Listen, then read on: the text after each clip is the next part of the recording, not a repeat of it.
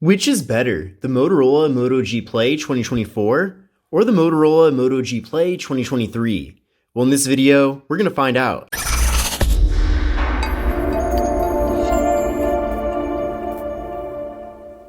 What's going on, everyone? This is Kevin here, coming at you with my comparison of the Moto G Play 2024 versus the Moto G Play 2023. Now, going from one generation to the next generation, there actually are quite a few improvements here, and I'm looking forward to showing you my favorites here in this video. Now, the first difference between these two devices are the prices. Now, keep in mind that the Moto G Play 2023 has been out for quite a while now, and it's most likely that this phone will be discontinued sometime pretty soon. But as of right now, this phone is actually being offered for just $99 over at Best Buy.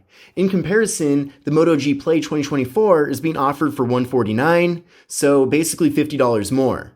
Now, the Moto G Play 2023 originally actually was being offered at $169, so the MSRP of the successor G Play 2024 is actually less than the G Play 2023. But again, right now, if you wanted to buy either of these two phones, the G Play 2023 is $50 cheaper. But in many ways, these two phones are similar. So for example, both devices have 6.5-inch displays, they also both have IPS LCD displays, and they both run at 90 Hz for the refresh rate.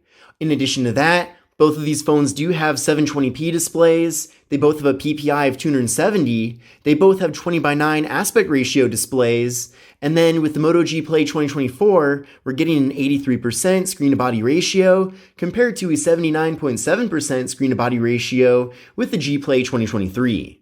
Now, holding these two phones side by side, the G Play 2023 is the taller phone of the two, but again, a lot of that has to do with it just having larger bezels. So for example, the bottom bezel on the G Play 2023 is definitely a lot larger compared to the 2024 model. And when looking at these two displays side by side, I do feel like they're pretty similar, but the G Play 2024's display is slightly better. And then I do appreciate that these two devices both have hole punches up top for the front-facing cameras.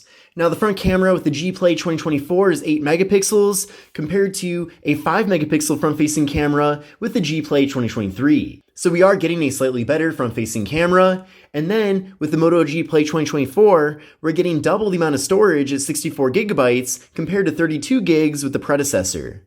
So definitely nice that we're getting more storage here, and in addition to that, with both of these phones, we are getting microSD card expansion. So if you do want to offload photos and videos, for example, onto the microSD card, then you can at least free up some of that internal space in either of these two devices.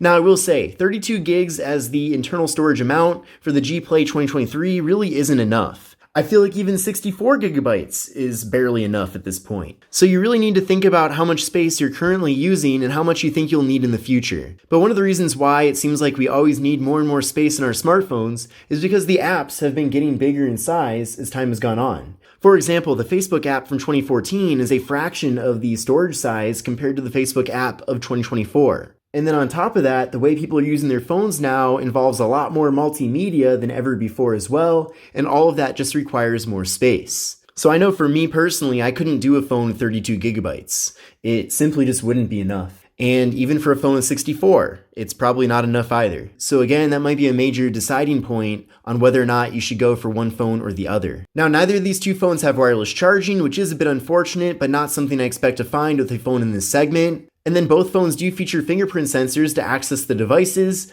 but with the G Play 2024, the fingerprint sensor is located on the power button compared to it being on the back of the phone with the G Play 2023.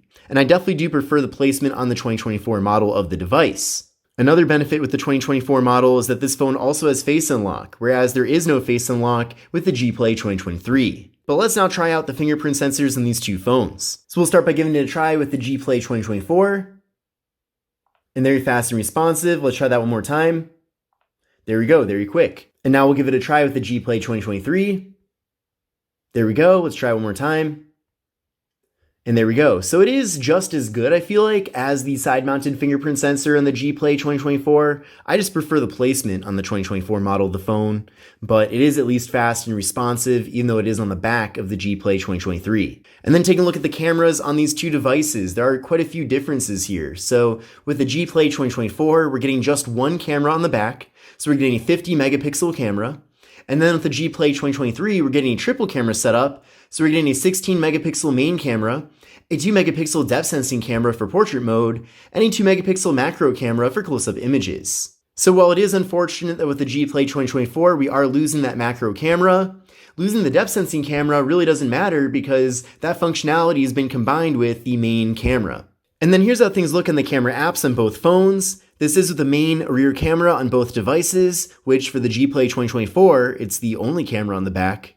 But then from here with the G Play 2023, if I want to go to this icon, it'll pull up macro mode and I can get very close up and have things be in really good detail there, as you can see. Now, a lot of people feel like macro mode is kind of pointless, and also considering that we're getting 50 megapixel camera abilities here with the G Play 2024, you can just go up to the settings here, pick high resolution, and then take a photo of the same object here. And then since it is such higher resolution, and we'll let it process for a second, you can really get close up even with the single 50 megapixel rear camera. So I can see why they got rid of the macro camera on the G Play 2024, just because it's really not necessary with this device. Now, from here, we can go over to portrait mode on both phones, and keep in mind, there is no dedicated depth sensing camera with the G Play 2024, but even though that's the case, we're still getting portrait mode here, just as we are getting on the G Play 2023 as well. It's just that there is that depth sensing camera. Now then from here, we can flip around to the front facing cameras on both devices. There's me right there. And we get those nice blurred out backgrounds with portrait selfies. Now with the G Play 2023, we do get an option here for a group selfie, so it crops out slightly. And then on both devices, here's how the regular selfie mode looks with it not being portrait mode. So it is interesting that from the G Play 2023 to the 24, we don't get this kind of group selfie option, but you can see it barely makes a difference. It really doesn't make a difference at all. So I could see why maybe they got rid of that feature just because it's really not that necessary here. Now, both of these phones are limited to just 4G LTE, so there's no 5G connectivity with either of them. Now, I do feel like at this point in 2024, I personally would go for a phone that has 5G. I don't think I would want a phone that's only 4G LTE. Now, you can certainly get by without 5G, but at the same time, I feel like if you're going through all the time and effort of getting a brand new smartphone, you may as well get one that does support your carrier's greatest and latest network, but that's just my opinion. Now, these two devices have different amounts of RAM.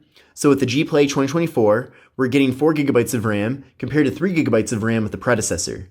And then with the Moto G Play 2024, we're getting the Qualcomm Snapdragon 480 4G processor compared to the MediaTek Helio G37.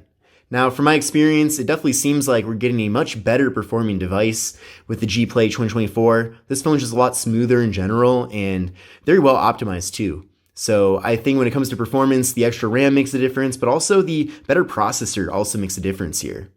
And then both phones do have video recording that max out at 1080p with both the front and rear cameras. And then both phones do have 5,000 milliamp hour internal batteries. However, with the G Play 2024, this device does support up to 15 watt fast charging compared to 10 watt fast charging with the G Play 2023.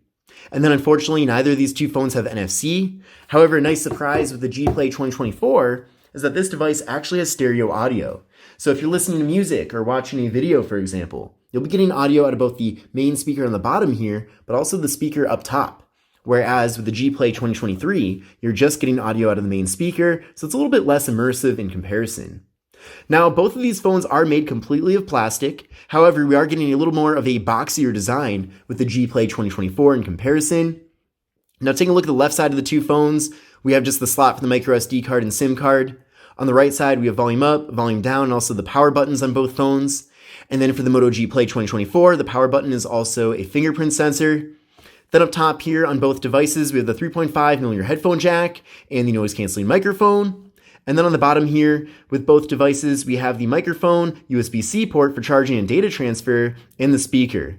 And then on the back of the two devices, we're getting a single camera setup with the G Play 2024 with the flash and camera right there. And then we're getting a triple camera setup with the Moto G Play 2023 with the fingerprint sensor on the back of the device. But this concludes my comparison of the Motorola Moto G Play 2024 versus the Motorola Moto G Play 2023. Definitely curious to know what you think of these two phones, and let me know in the comment section below. But this is Kevin here, and I will see you in the next one. Take care and have a great rest of your day.